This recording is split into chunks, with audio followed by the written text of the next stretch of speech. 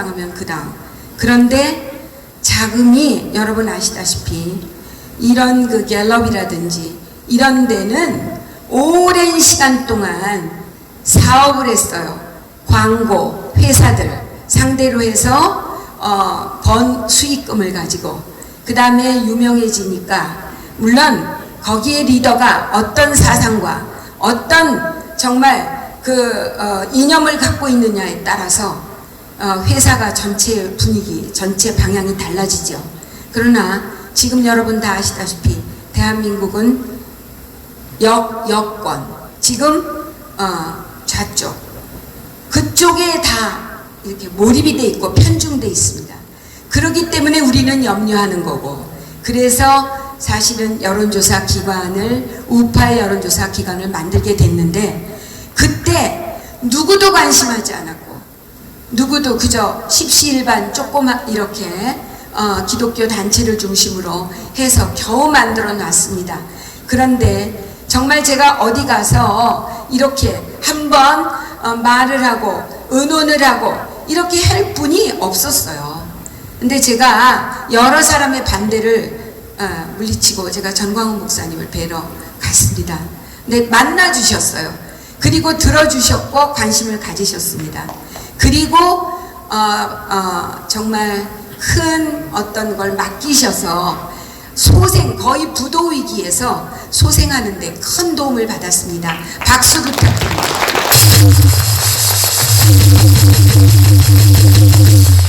우리가 아무리 좌파 저쪽 사람들은 끈끈하게 뭉쳐있고 대가를 치르면 보상을 반드시 받게 돼 있잖아요. 근데 우리는 그렇지 않은 거, 사람 키워내지 못한 거, 너무 이기적으로 나밖에 모르고 내 단체밖에 모르고 이렇게 온 원인이 여기까지 온 원인 중에 하나라고 저는 생각하고, 다른 거 탓하는 것보다 가장 중요한 거는 이 시점에서 우리의 현 주소를 아는 겁니다. 그래야 이길 수 있고 전략도 나올 수 있다고 생각하지, 그렇지 않고 자꾸 남 탓에 하면 우리는 이길 수 없다. 그리고 하나님이 함께 해주시지 않을 거라는 생각합니다. 그래서 우리가 깊게 회개하고 우리의 잘못을 인정하고 우리가 무엇을 실수했는지를 아는 것, 이것이 사실은 여론조사 기관도 마찬가지예요. 지금 이렇게 살아남기 위해서 바득바득 하고 있지만 앞으로 지금 여러분 보실 때 리얼미터나 그런 기관들이 어떤 때는 윤석열을 더 많이 지지하는 거로도 나올 때가 있습니다. 왜 그럴까를 잘 생각해 보셔야 합니다. 제가 지금 이제 여러분들이 여론조사 하더라도 일단은 한번 빠른 짧은 시간 안에 여론조사가 어떤 거라고 하는 것을 전광훈 목사님께서 얘기하라고 하셨기 때문에 제가 간단히 설명을 드리도록 하겠습니다. 여론조사라고 하는 것은 어떤 사회 집단의 구성원에 대해서, 그렇죠? 여론의 동향을 알아보는 것이 목적이에요. 그걸 통계 사회적인 조사 방법을 통해서, 기법을 통해서 밝혀내는 것입니다. 그러고 특별히 우리가 관심하는 선거 여론조사 기준은요, 공적선거법 제8조의 제6항에 따라서 중앙선거 여론조사 심의위원회, 중앙심의위원회라고도 합니다. 그거가 공표하거나 보도를 목적으로 하는 선거에 관한 여론조사에, 그런데 거기 중요한 게 객관성, 신뢰성 확보를 위해서 필요한 사항을 정하고 있습니다.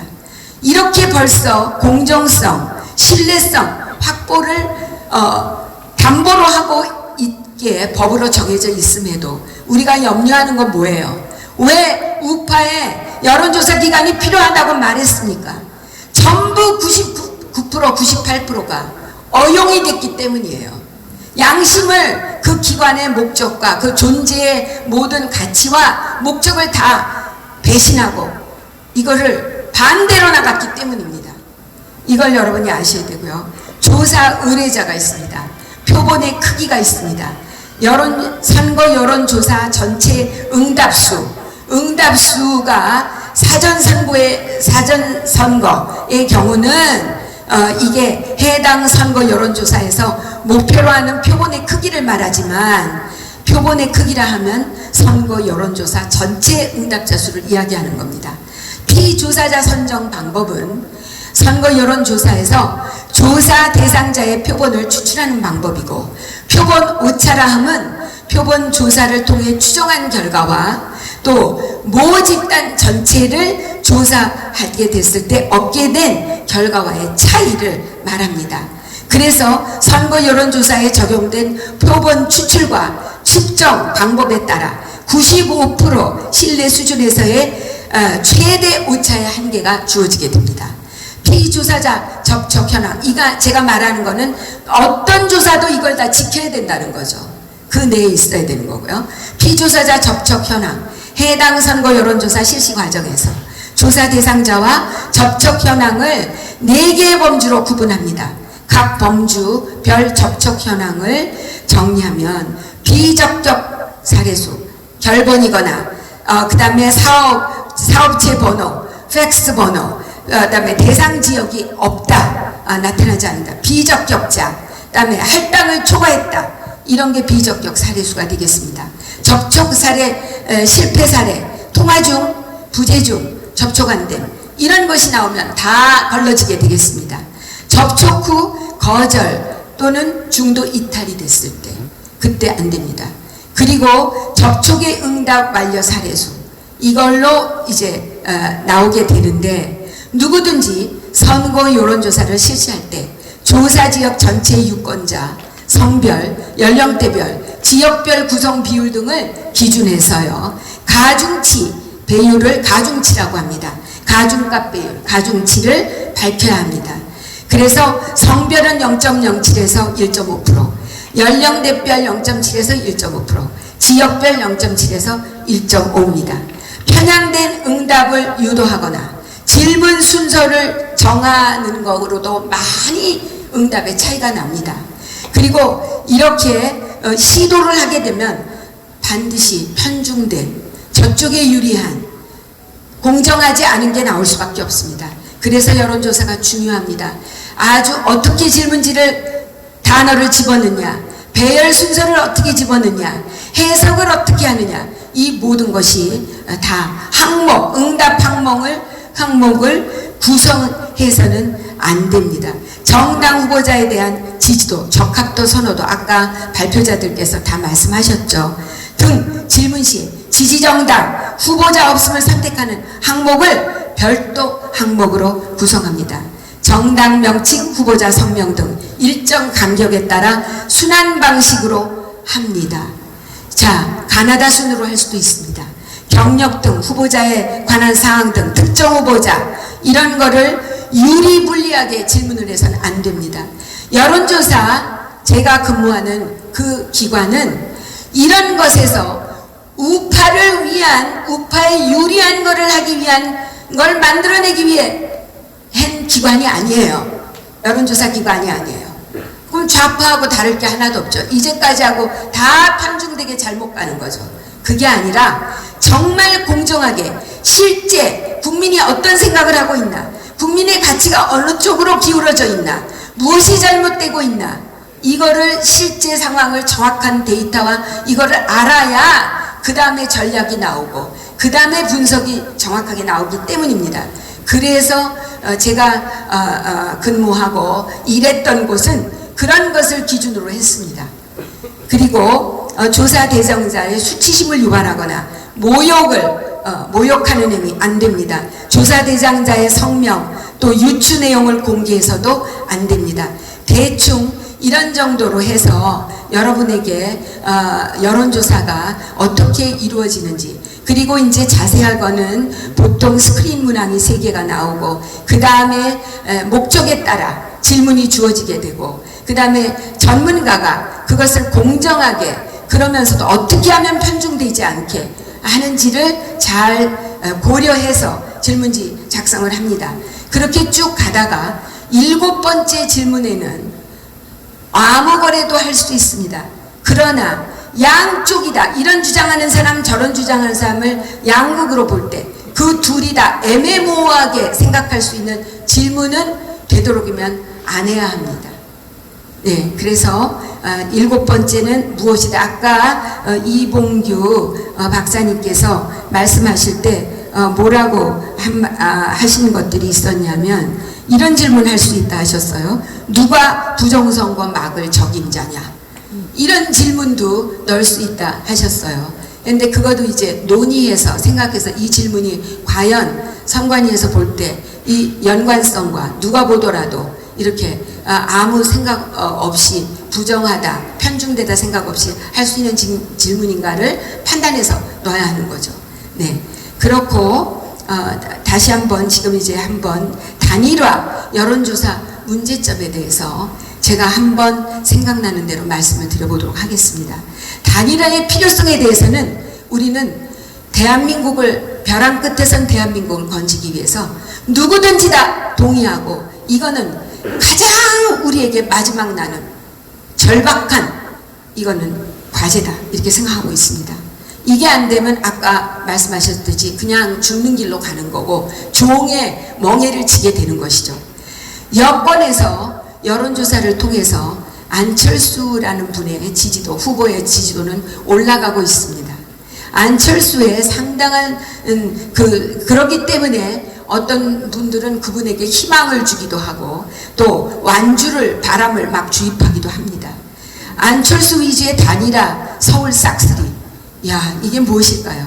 그러면 어떻게 판단을 해야 될지를 잘 알아야 되는데 본인이 그렇게 생각할 수도 있고 그 주변에 그분을 서포트하는 그 주변이 자기 개인적인 이득을 위하여 어떤 것을 밀어붙일 수 있습니다. 아까 다 얘기가 나왔던 얘기 중에 하나입니다.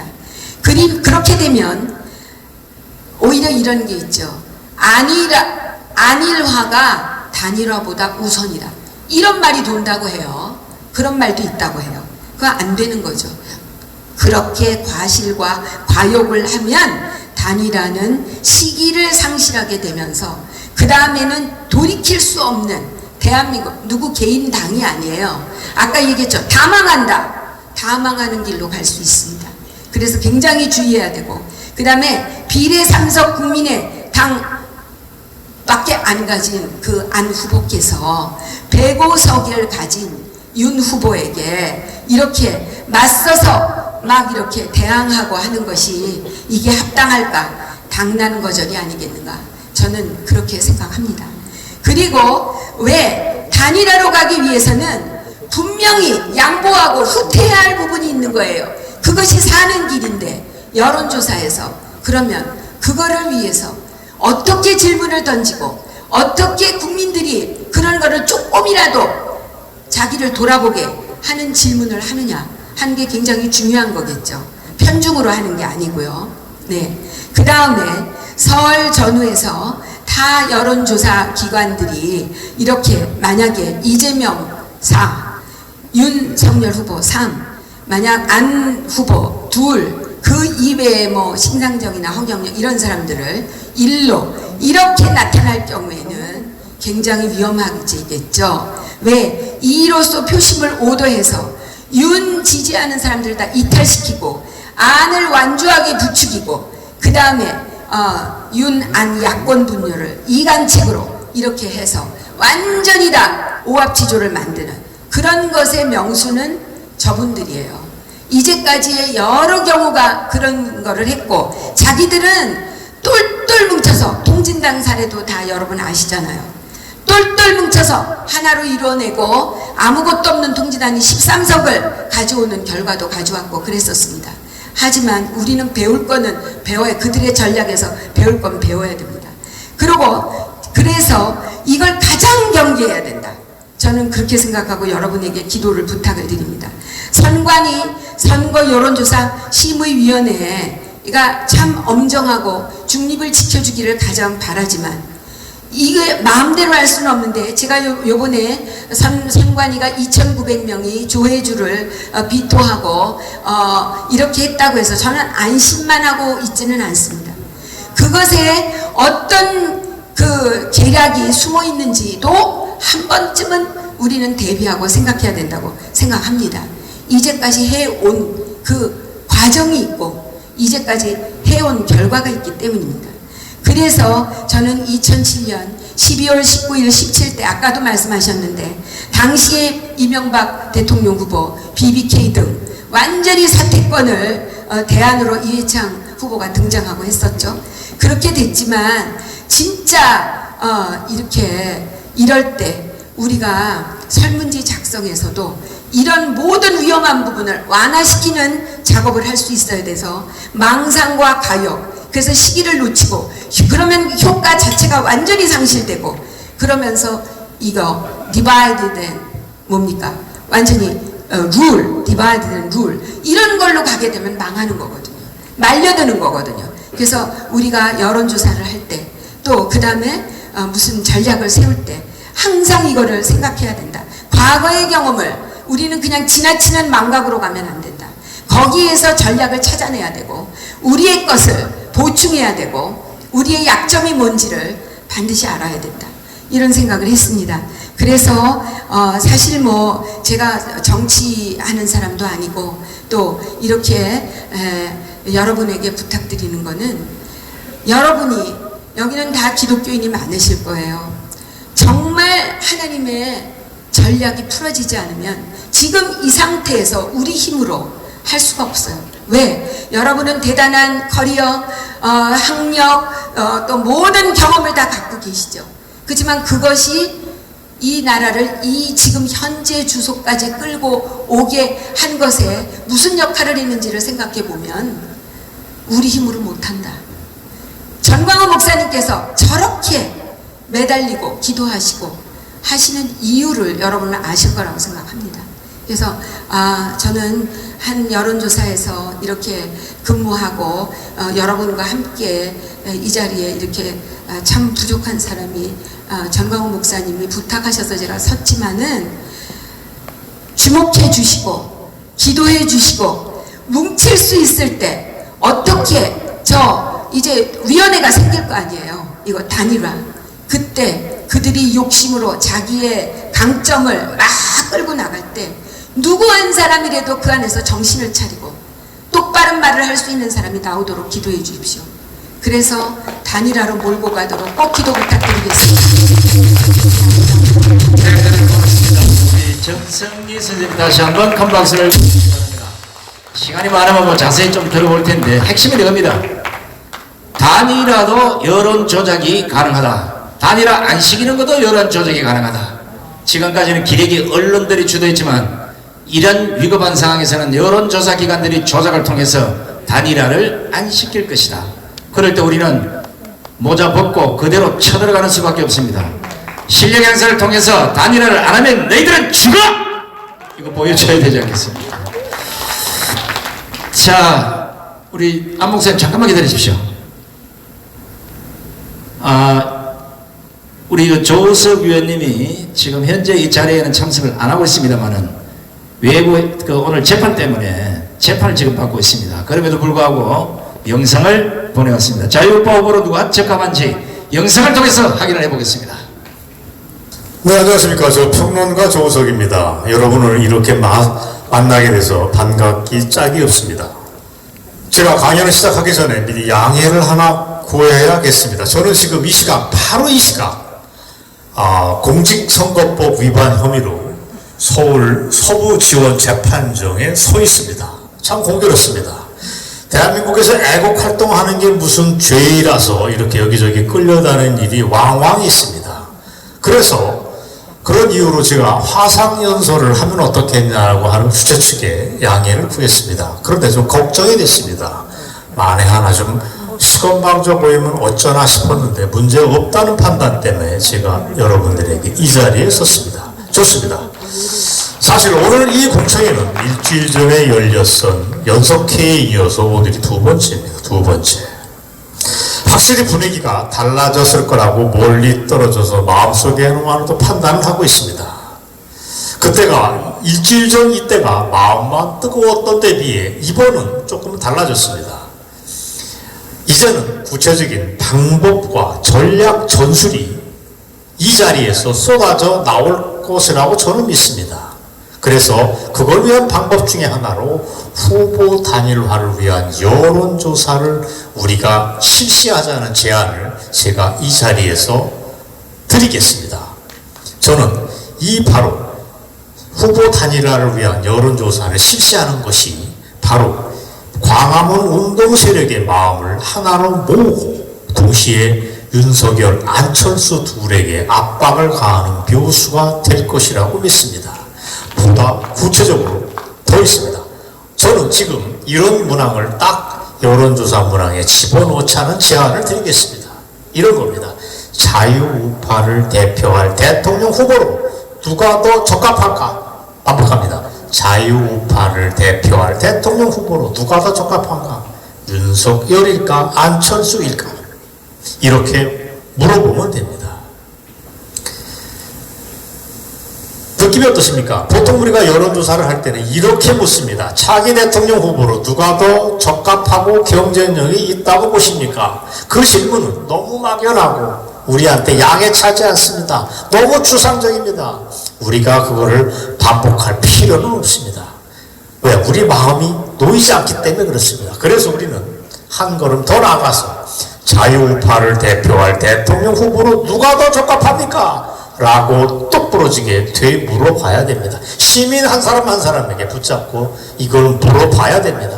사실 이 질문이야말로 우리가 지난 1년 내내 우리를 고민하게 만들고 때로는 우리 밤잠을 설치게 했던 바로 그 사안입니다.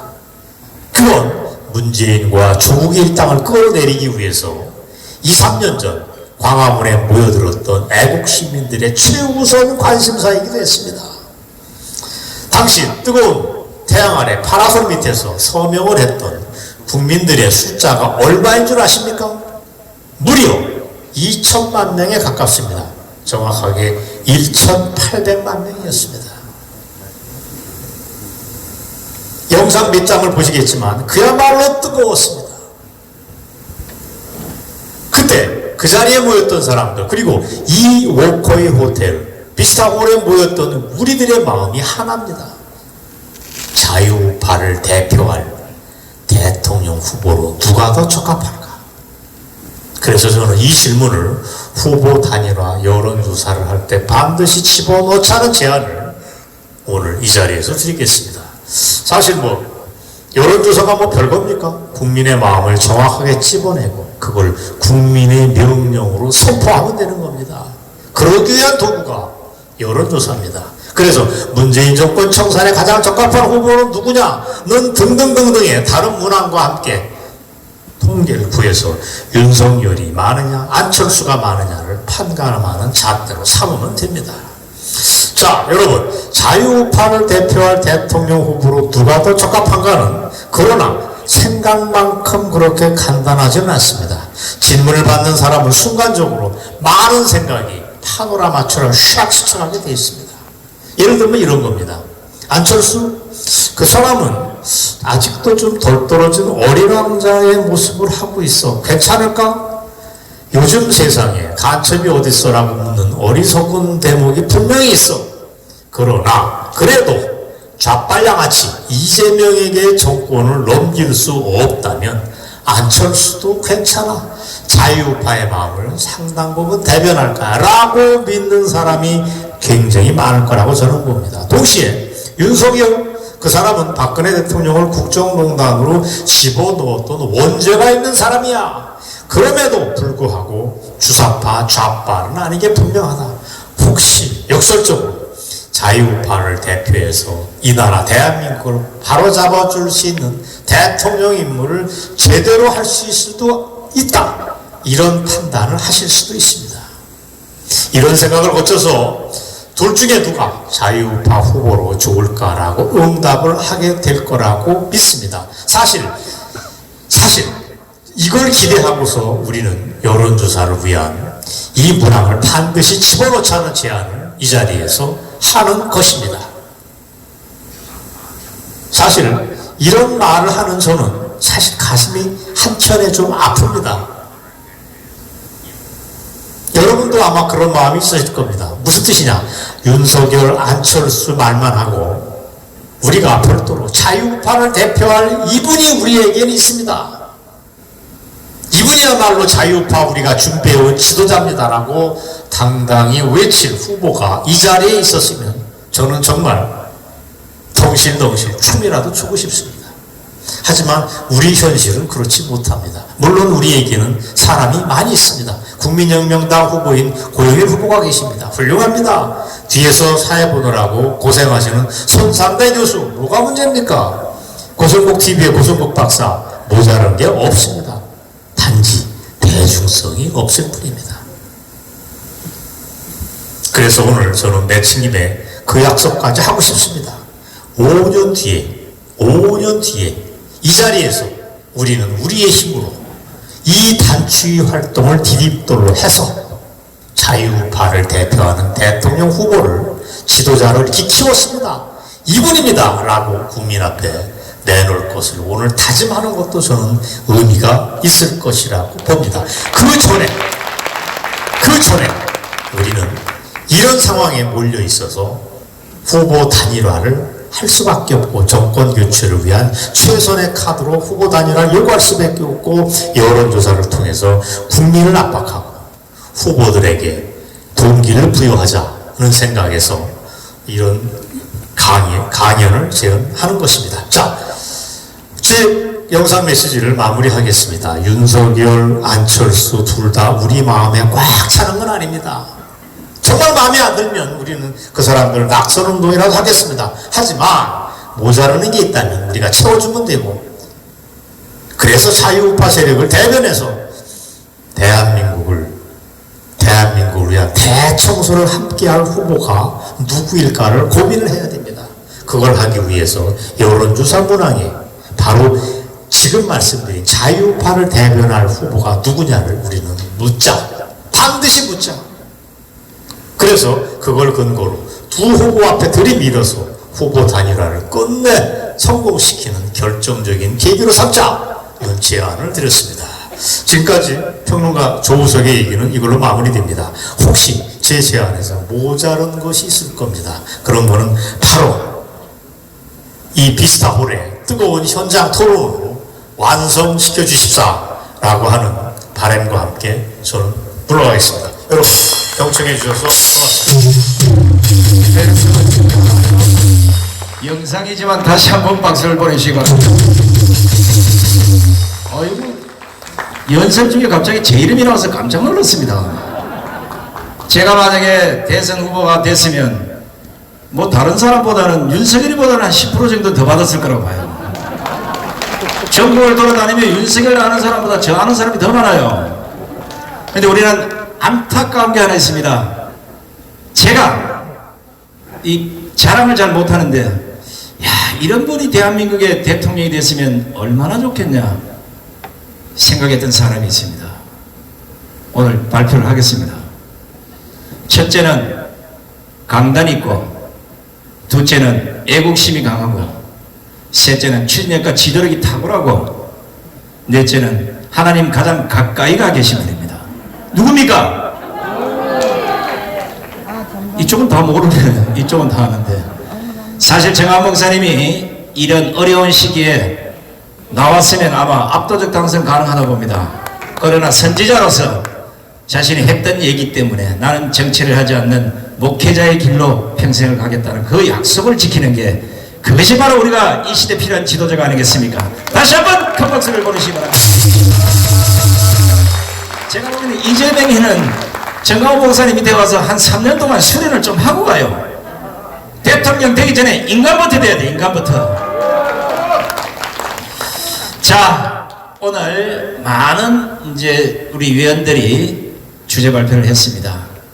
뭐 이 내용 아니더라도 우리 국민들이 바라는, 또 우파 국민들이 바라는 야권 후보 단일화를 위해서 어떤 질문이 필요한지는 저희들이 이미 수백 가지를 뽑아서 그 안에서 추려서 아까 오신 이제 여론 전문가들하고 또 상의를 하고, 이것을 이미 국내 유명한 여론조사 기관 한 두세 군데다가 엄청난 돈이 들어갔어요.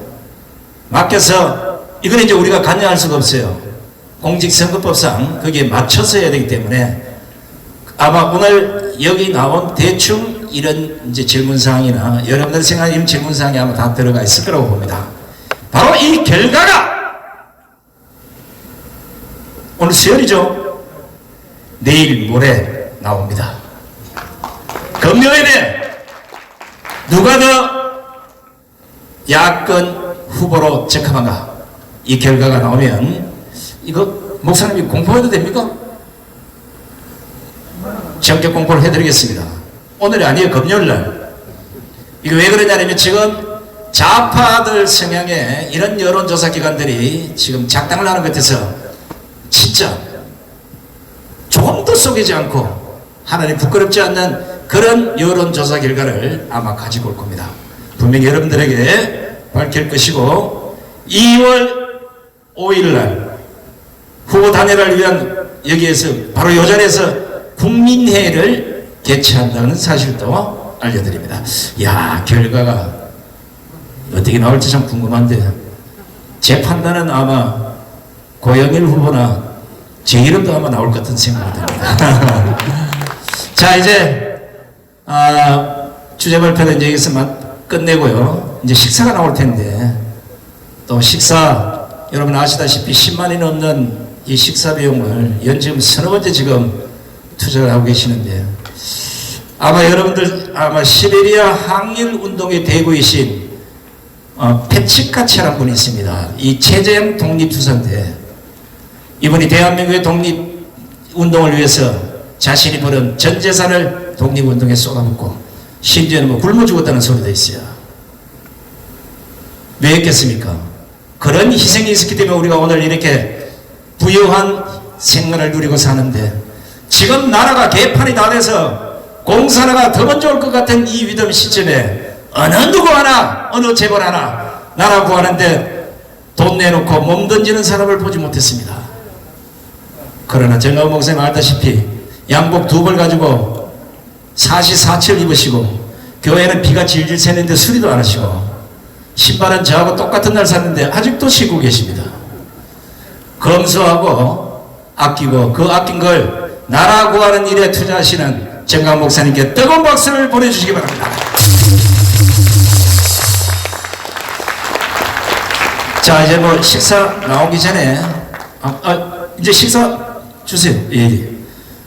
자, 오늘 또 이런 귀한 자리 만들어주시고 또 귀한 음식을 주신 하나님께 우리 식사 기도를 안모세 목사님께서 기도를 해드리겠습니다.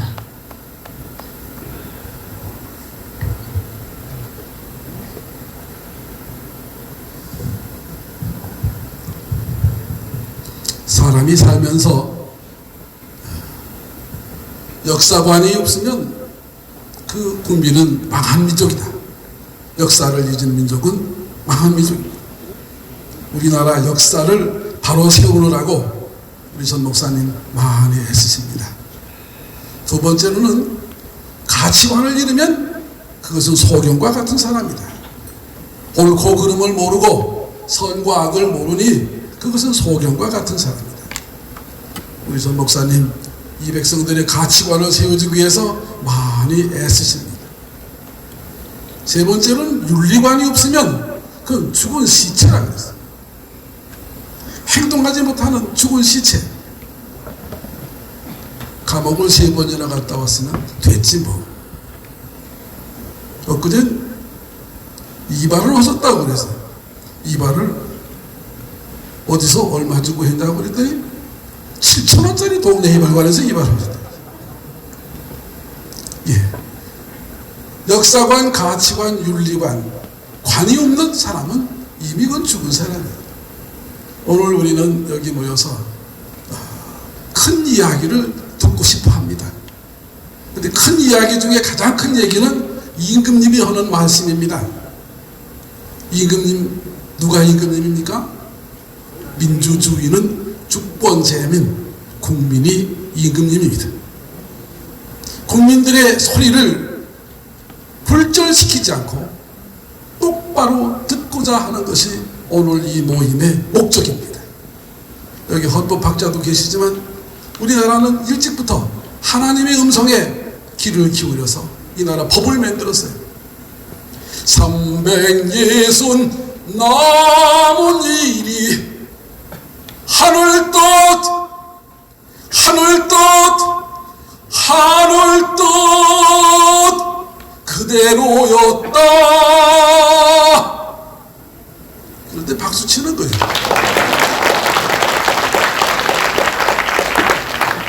지연절 노래입니다. 다들 기억 못하실지 모르지만 하늘 뜻 그대로 법을 만들어서 이 나라를 이승만 대통령이 그렇게 아름답고 선진적인 제도를 만들어서 나라를 세웠고, 그거를 계승해서 오늘날 정광훈 목사님이 이런 주권 재민의 철학을 다시 계승해 나가고 있습니다. 이번 여론조사 국민들의 소리를 잘 들어야 됩니다. 누구의 귀로 들어야 됩니까? 하나님의 귀로 들어야 합니다. 식사기도 하겠습니다.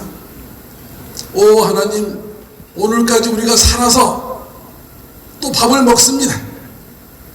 이 밥에 대해서 미안합니다. 밥을 먹고 밥값을 제대로 할 수 있도록 힘을 주옵소서. 우리에게 역사관을 세워주시고 가치관을 세워주시고 윤리관을 세워주셔서 이 시대에 이 국민이 원하는 거룩한 사명을 잘 감당하게 하소서. 이 일을 위해서 수고하고 애쓰는 전 목사님과 여러분들 모두에게 하나님의 축복이 함께 하시고, 함께 합창을 부리며 전진하는 우리 동지들 모두에게 건강과 평화를 내리소서. 예수 이름으로 축복 기도합니다. 네, 수고하셨습니다. 자, 우리 안모세 목사님께도 뜨거운 박수를 보내주시기 바랍니다. 자, 오늘 토요일 29일, 아까 제가 2월 5일도 뭐 말씀드렸는데, 단일화를 위한 국민회의, 이 국민대회를 포함해서 이곳에서 개최된다는 것도 여러분들에게 알려드리겠습니다. 이러다 정한 목사님 거지 되신 거 아닌지 모르겠네. 이 비싼 음식 여러분 잘 드시고, 음식은 입과 귀로 드시고 또 코로 드시고, 여러분들이 오늘 귀한 손님 한 분을 모셨습니다. 식사 중에 소화 잘 드시라고 특별 강연을 좀 해드리도록 하겠습니다. 우리 고세진 박사님의 특별 강연을 큰 박수로 맞으시기 바랍니다.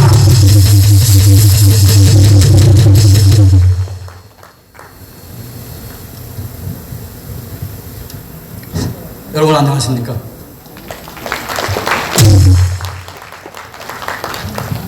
손상대 목사님이 절 모르시기 때문에, 저 목사 아닙니다. 교수님이 저를 다 소개를 못했습니다. 저는 종로구에 살고 있는 시민입니다. 오늘 나오신 분들은 다 전문가들이신데 저는 그냥 비전문가, 일반 시민입니다. 시민의 목소리가 하나쯤 있어야 된다. 그래서 제가 나왔습니다. 전광훈 목사님께서 당사자들은 이해상관이 걸려있기 때문에 단일화 못한다. 그러니까 우리가 압력을 넣어야 된다. 그러셨습니다. 제가 그 말씀을 듣고 감동을 받아서 오늘 나오게 됐습니다.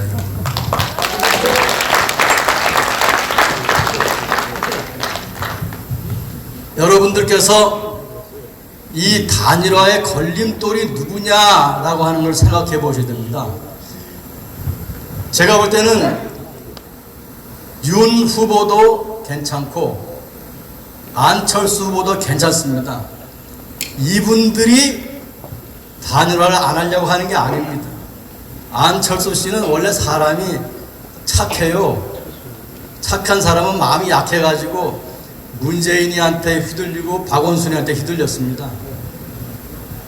그들은 둘이 나가봐야 하나는 떨어진다는 걸 알고 있습니다. 그리고 단일화 할 수 있습니다. 단일화 못하는 이유는 뭐냐 그러면 그 주변에 있는 죽은 개가죽 같은 놈들 때문입니다. 그게 누굽니까 여러분? 여러분 아시지 않습니까? 제가 꼭 말을 해야 됩니까? 그래가지고 명예훼손 당해야 됩니까 제가? 그 옆에 있는 안철수 주변에 있는 사람들이나 윤석열 후 주변에 있는 사람들이 단일화를 막고 있지 않습니까? 그 개가죽들을 채워야 됩니다. 그 개가죽들을 압력을 넣어서 그들이 후보들에게 단일화 하시지요 하고 길을 열어주게 해야 됩니다. 지금 후보들은 너무나 힘듭니다. 후보들에게 압력을 넣는 것도 중요하지만은 후보들 옆에 있는 개가죽들을 치워야 되는 거죠. 이 개가죽이 누구냐 하는 것은 현명하신 여러분들이 알고 계시라고 믿기 때문에 제가 굳이 그 더러운 이름들을 발설하지 않겠습니다. 두 번째로 우리가 선거관리위원회를 압력을 넣어야 됩니다. 여러분. 이 선거관리위원회를 믿으면 안 됩니다. 여러분. 순진한 사람들은 선거관리위원회가 뭐 어쩌고 저쩌고 지금 조회주를 몰아냈고 그 다음에 어쩌고 저쩌고 해서 좋아하지만은 조회주는 여러분 전 세계 어느 나라든지 어느 직장이든지 임기 끝난 사람은 그냥 집에 가는 겁니다.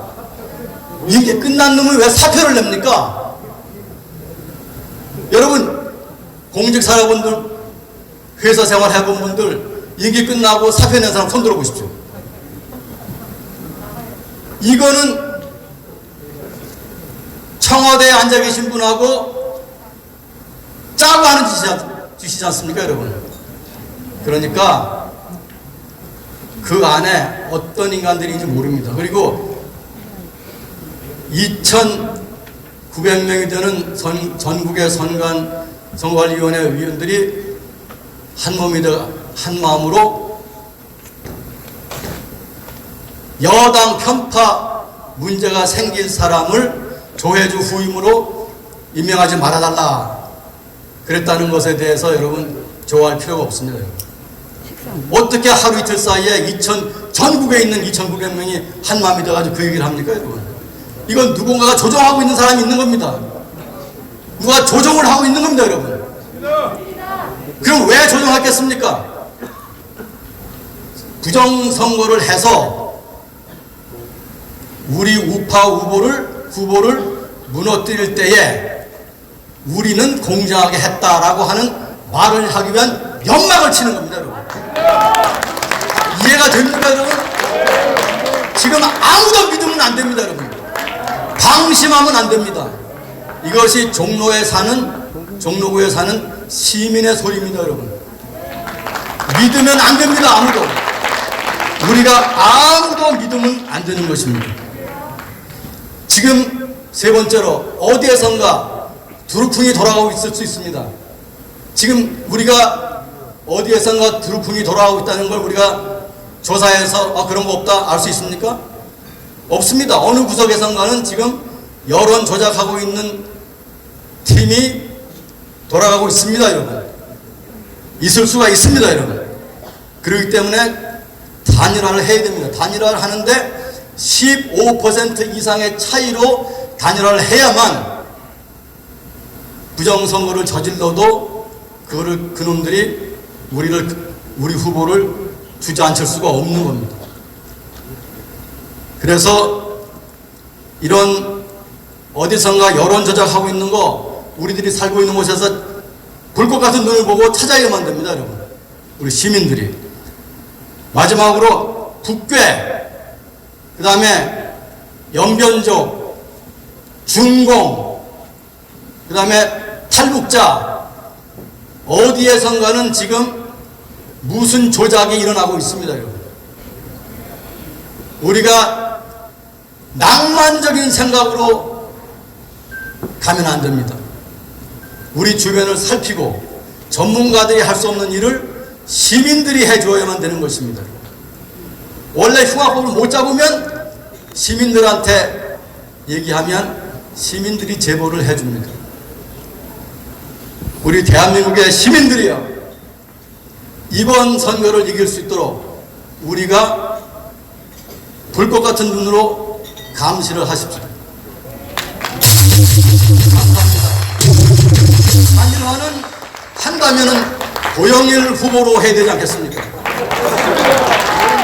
우리 고성구, 고영일, 고세진, 우리 고씨들이 지금 충성을 다하고 있습니다. 고민정의는 우리가 저쪽에 보내는 그냥 거적입니다. 감사합니다. 왜 고영일 후보님을 이리 띄우나 했더니 같은 고시입니다. 알다시피 고시는 여러성이 없습니다. 고부량은 제주도밖에 없기 때문에 집안에 아마 대통령 한 명 나온 것을 아마 기도하신 것 같습니다. 자, 우리 고세진 박사님께 다시 한번 자, 저도 뭐 이 우파 집회 앞서서 감옥도 갔다 오지만 앞선 사람에게는 비판과 돌이 날아오게 됐습니다. 좋은 건 하나도 안 옵니다.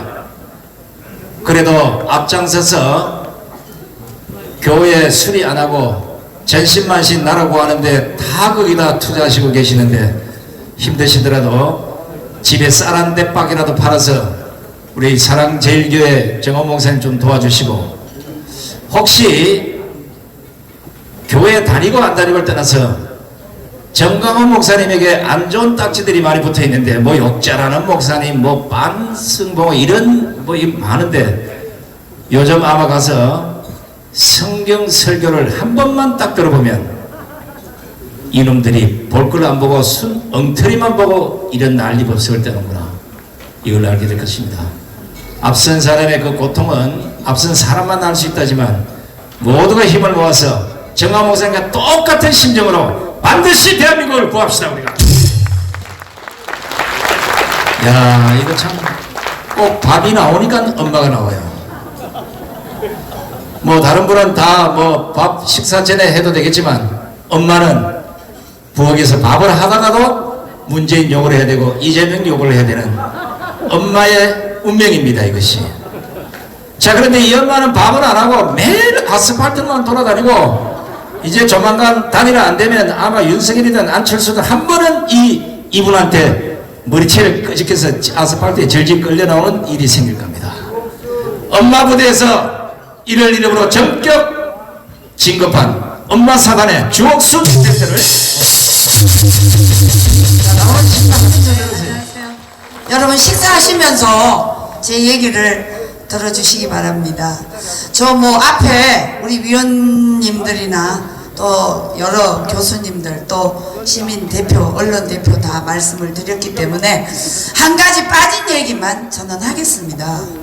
자, 이번에 이 단일화의 결정타는 분명히 야당들이 힘을 합쳐서 단일화를 이루어야 되는데, 이 단일화의 가장 방해꾼이 여러분 놀랍게도 국민의힘에 있습니다. 국민의힘에 여러분 누구라고 말씀드려야 될까요? 뭐 명예훼손으로 고발된다 그런 거 없습니다. 아직까지는. 지금 여러분들이 보시다시피 국민의힘의 단일화의 반대 세력은 바로 국민의힘에 있고, 이자들이 단일화를 안 해도 윤석열이는 당선될 수 있다 이런 망상에 젖어 있기 때문에 이것을 반드시 깨야 된다고 생각하는데, 여러분 맞습니까? 여러분 단일화 안 되면 죽습니다. 지금 윤석열이가 41% 올라가 있고 이재명이가 37%에 있는데, 여러분 이거 갖고 절대 안 됩니다. 우리는 이제 더 이상 이 나라를 망친 세력에게 우리의 이 대한민국의 자랑스러운 정체성과 가치를 줄 수가 없습니다. 자, 그렇게 되면 여러분 이 안에 있는 세력, 이땡석, 김땡인 이런 자들이 지금 이 국민의힘을 난도질을 해서 갈라놨기 때문에 이 안에 권력의 암투가 일어나도록 우리가 방심했어야 되겠습니까? 절대 안 됩니다. 이렇게 되면 지금 가장 좋아하는 사람들이 민주당 세력입니다. 그래서 우리는 이 국민의힘에 이 반대하는 세력, 통합을 반대하는 세력, 이 자들을 반드시 물리쳐야 됩니다, 여러분. 자, 여러분 또 말씀드리겠습니다. 식사하시면서 들으십시오. 지금 여러분 선관위에서 2,900명이 동일하게 조혜주를 반대했습니다. 여러분 이거 100% 그냥 믿으시면 안 됩니다. 여러분 어떻게 정부 공공기관에 17개 시도에 2,900명이 한 목소리를 내고 단일화를 할 수 있습니까? 여러분 이거 이상하게 생각하지 않으십니까? 자, 선관위에는 분명히 핵심 세력이 총괄하는 핵심 세력이 저는 있다고 봅니다. 이 한 사람이 움직여서 이 과거에 지금의 그 4.15 부정선거와 지난 문재인 일당들이 이 권력을 찬탈할 때 이 중국과 북한의 해킹, 여러분 이 자들이 어떤 수법을 써서 과거의 지은 죄를 탈피하기 위해서 이들이 또 무슨 업무를 꾸미는 것이 아닌가. 여러분 이런 의심이 안 드십니까? 저는 그렇게 생각합니다. 우리가 반드시 눈을 뜨고 저들이 하는 수법을 우리는 지켜봐야 된다고 생각합니다. 그래서 여러분 반드시 단일화는 이루어져야 되고요. 이 국민의힘의 이 단일화를 반대하는 세력들, 이 자들이 바로 대한민국의 정부 좌파 세력이라고 해도 과언이 아니라고 생각하는데 여러분 맞습니까? 우리 반드시 단일화를 이루도록, 만약에 단일화가 안 된다면요, 아까 우리 신혜식 대표님이 말씀하시대요. 우리가 국민의힘과 저 안철수 당 그 근처에 우리는 끝까지 단일화가 이루어지도록 투쟁할 것입니다. 여러분 그때 많이 참여해 주시기를 간곡히 호소드리면서 제 얘기를 마치도록 하겠습니다. 감사합니다. 자, 우리 조선 대표는 나중에 쳐들어갈 때 돌격대장으로 그때 성질이시겠어 제대로 한번 맛을 보여드리겠습니다.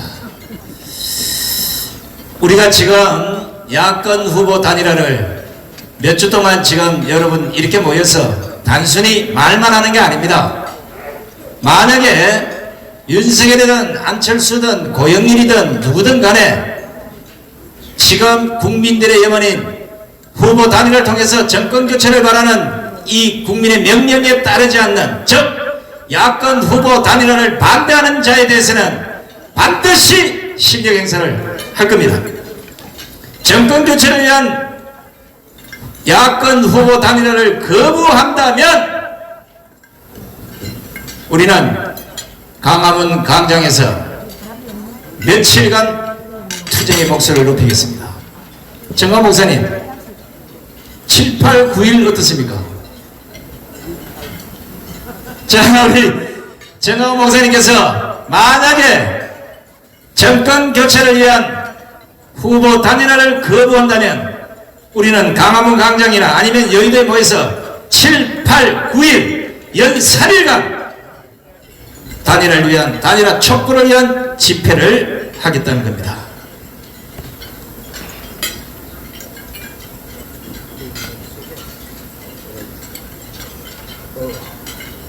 자, 혹시 7, 8, 9일 바빠서 못 나오겠다 하신 분 숟가락 놓으세요.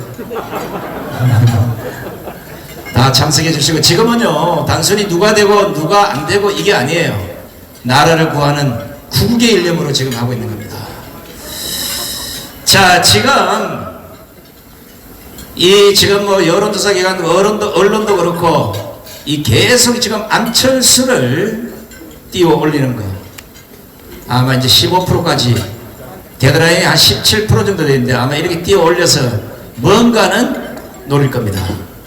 자, 우리는 이것과 관계없이 누가 되는지 간에 적어도 지지율 15%가 아니라 선거 투표 수로 15% 이상 승리하는 이런 결과를 만들어내야 됩니다. 제발 안철수와 윤석열이 후보 단일화를 거부할 경우 우리는 실력 행사를 통해서라도 반드시 야권 후보의 답을 얻어낼 것이고, 그것도 안 된다면 결국은 고영일 후보가 혼자 단독으로 대통령 후보로 나가는 수밖에 없지 않겠습니까? 이 제 생각이에요. 아니, 둘 다 안 된다고 할 때 그냥 내비두고 그래 너희들이 후보 단일화 하거나 말거나 세워라 내워라 기다릴 수는 없지 않습니까? 지금은 단순한 후보 단일화가 아니라고 하지 않습니까? 대한민국의 미래, 대한민국의 운명, 대한민국이 공사가 되느냐 안 되느냐 여기에 달려있기 때문에 반드시 야권 후보 단일화를 이뤄냅시다!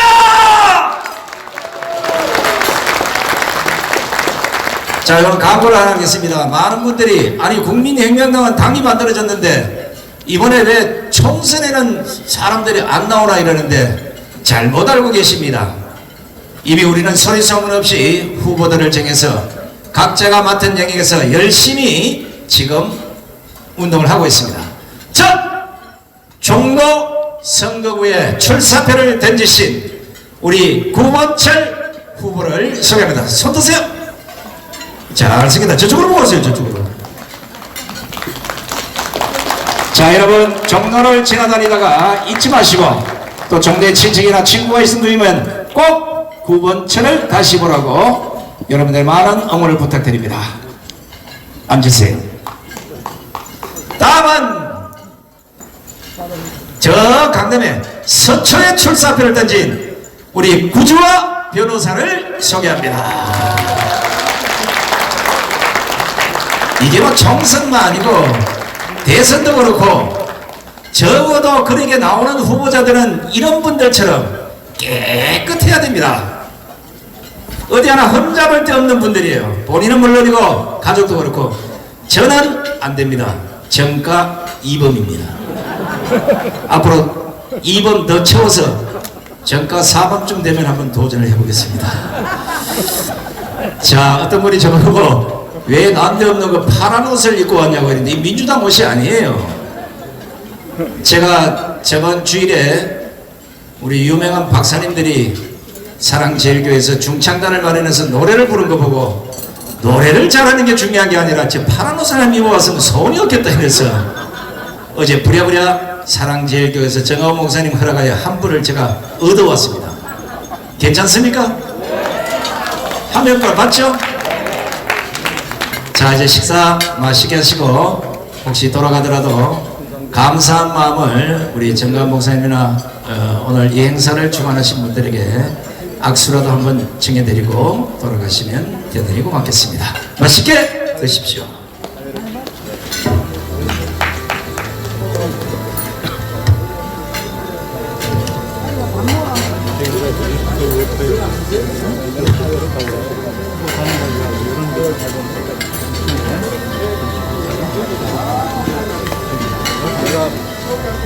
후보